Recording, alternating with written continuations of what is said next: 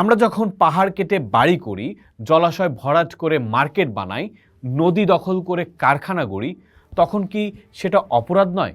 যখন বিল্ডার, রাজনীতিক আমলার যোগসাজশে building code লঙ্ঘন করা হয়, নিম্নমানের রড সিমেন্ট ব্যবহার করা হয় অবকাঠামো নির্মাণে, তখন কি সেটা অপরাধ নয়?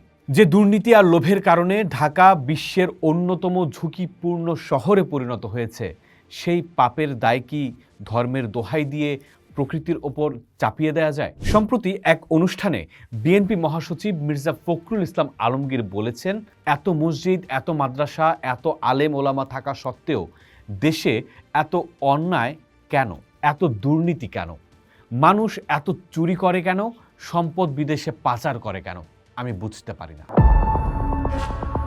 মাত্র 5.7 মাত্রার ভূমিকম্পে কেঁপে উঠল সারা দেশ।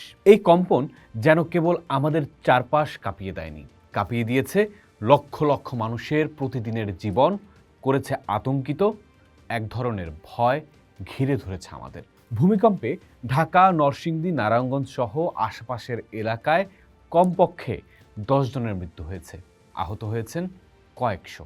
এর পরের দিন শনিবার আরও 3টি আফটারশক অনুভূত হয়েছে, যার উৎপত্তিস্থল নরসিংদী এবং বাড্ডায়। ফলে মানুষের মনে দানা বাঁধতে শুরু করেছে, এই ছোট ছোট কম্পন কি আরও বড় বিপর্যয়ের দিকে নিয়ে যাচ্ছে আমাদের?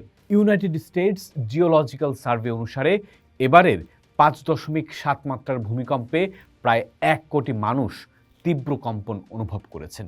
বিজ্ঞানের ব্যাখ্যা হলো, যখন পৃথিবীর দুটি টেকটনিক ব্লক হঠাৎ একে অপরের পাশ দিয়ে পিছলে যায়, তখন ভূমিকম্প হয়। এই পিছলে যাওয়ার তলকে বলা হয় ফল্ট প্লেন বা চ্যুতিতল, অর্থাৎ ভূকম্পন খুব স্বাভাবিক একটি প্রক্রিয়া। ভূতত্ত্ববিদরা বলছেন, ঢাকার খুব কাছেই রয়েছে ডাউকি ফল্ট ও মধুপুর ফল্টের মতো সক্রিয় চ্যুতি। এই অঞ্চলে ছোট বড় কম্পন স্বাভাবিক।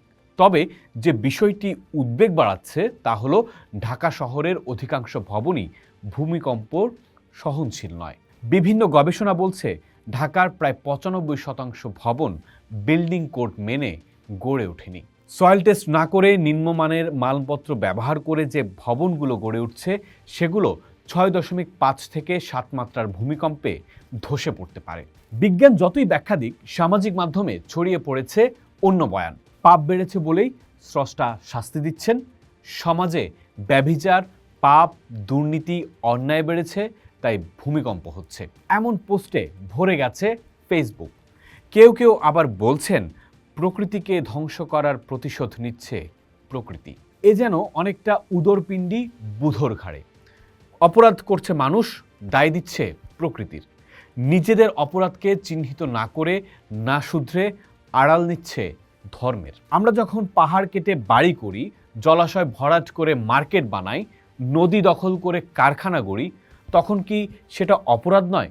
যখন বিল্ডার, রাজনীতিক আমলার যোগসাজশে বিল্ডিং কোড লঙ্ঘন করা হয়, নিম্নমানের রড সিমেন্ট ব্যবহার করা হয় অবকাঠামো নির্মাণে, তখন কি সেটা অপরাধ নয়? যে দুর্নীতি আর লোভের কারণে ঢাকা বিশ্বের অন্যতম ঝুঁকিপূর্ণ শহরে পরিণত হয়েছে, সেই পাপের দায় কি ধর্মের দোহাই দিয়ে প্রকৃতির ওপর চাপিয়ে দেয়া যায়? সম্প্রতি এক অনুষ্ঠানে বিএনপি মহাসচিব মির্জা ফখরুল ইসলাম আলমগীর বলেছেন, এত মসজিদ, এত মাদ্রাসা, এত আলেম ওলামা থাকা সত্ত্বেও দেশে এত অন্যায় কেন, এত দুর্নীতি কেন, মানুষ এত চুরি করে কেন, সম্পদ বিদেশে পাচার করে কেন?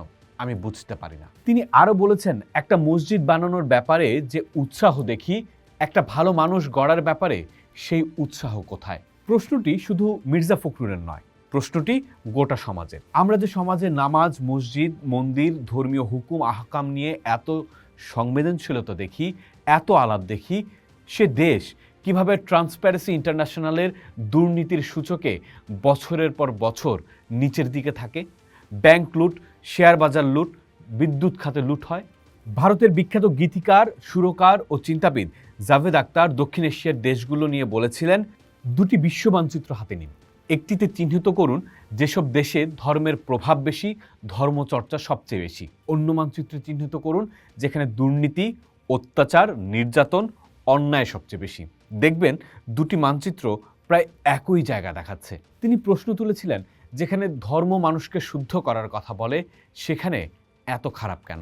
ধর্মের বিধান দিয়ে যদি আমরা ব্যক্তিগত চরিত্র সততা গঠনে ব্যর্থ হই, ব্যক্তি জীবনে দুর্নীতি কমাতে না পারি, তবে ধর্মীয় রাষ্ট্র কায়েম করলে দুর্নীতি কমবে কিভাবে? আমরা যদি ব্যক্তি জীবনে স্রষ্টাকে ভয় না পাই, বিধান ভাঙি, যেখানে মনে করি তিনি আমাদের সকল কাজ দেখছেন, সেখানে রাষ্ট্র ইসলামী বা ধর্মীয় হলেই আসলে কতটা শুদ্ধ হব আমরা? ফলে আসলে অপরাধ বা নিয়ম ভাঙার সাথে যতটা না ধর্মের সম্পর্ক, তার চেয়ে গুরুত্বপূর্ণ হলো আইনের শাসন, গুড গভর্নেন্স।